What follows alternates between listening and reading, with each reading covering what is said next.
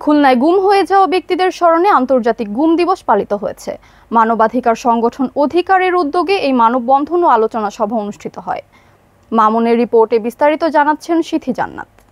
গুম হয়ে যাওয়া ব্যক্তিদের স্মরণে আন্তর্জাতিক দিবস উপলক্ষে মানবাধিকার সংগঠন অধিকারের উদ্যোগে খুলনায় মানববন্ধন ও আলোচনা সভা অনুষ্ঠিত হয়। শনিবার সকালে নগরীর সড়কে আইনজীবী, সাংবাদিক, শিক্ষক, মানবাধিকার কর্মী ও বিভিন্ন শ্রেণী পেশার মানুষ এতে অংশ নেয়। অ্যাডভোকেট বাবুল হাওলাদার বলেন, গুম একটি পরিবারকে শুধু নিঃস্বই করে না, এটি সমাজকে আতঙ্কের মধ্যে ফেলে দেয়।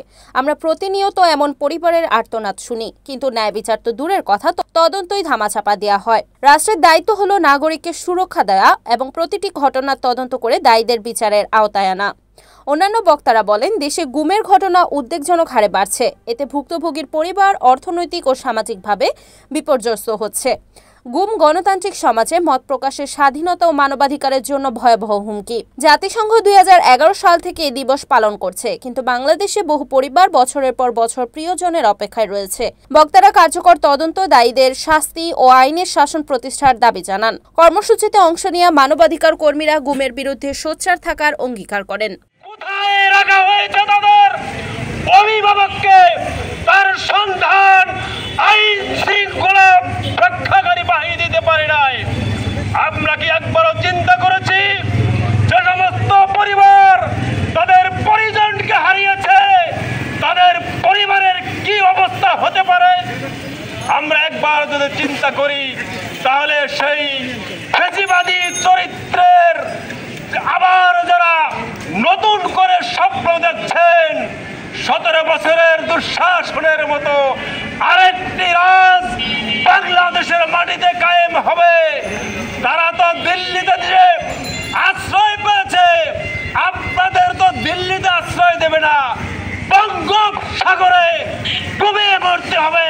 সুতরাং সময় আছে, সতর্ক হয়ে যান, ফ্যাসিস্টবাদী চরিত্র থেকে দূরে সরে আসেন, হামলা, মামলা, মব, মিথ্যা মামলা থেকে বিরত থাকেন, দখলবাজি থেকে বিরত থাকেন।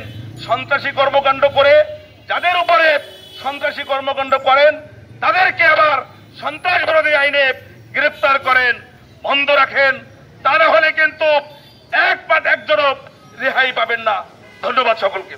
বিগত 16 সালের ঘটনা, 4ই আগস্ট রাত্র 9টা, 9:30টার দিকে আমি শারীরিকভাবে খুব অসুস্থ হয়ে পড়ি। আমার ডাক্তার ছেলে আমার প্রেশার মেপে বলে, আব্বা এই ওষুধটা নাই, আমি 25 মিনিটের মধ্যে চলে আসব। সে একটা সাইকেল যোগে সাতক্ষীরা নিউ মার্কেটের মোড়ে আসে।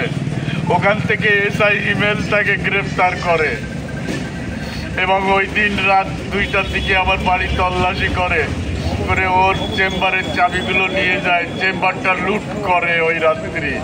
যখন আমার ছেলেকে ধরে তখন আমার বৌমা 3 মাস অন্তঃসত্ত্বা, এখন 8 বছরের একটা বাচ্চা তার মায়ের কোলে। বিগত সরকার, হাসিনা সরকার ছিল খুনি, আর ওর এক শ্রেণী খুনি বাহিনী ছিল পুলিশ। আজকে SI email, OC Emdad Sheikh Satkhira court থেকে পলাতক আসামি, তাদের সম্পদ করবের অর্ডার, পেপারে হলিয়ানামা জারি, কিন্তু কাকের মাংস কাকে খাচ্ছে না।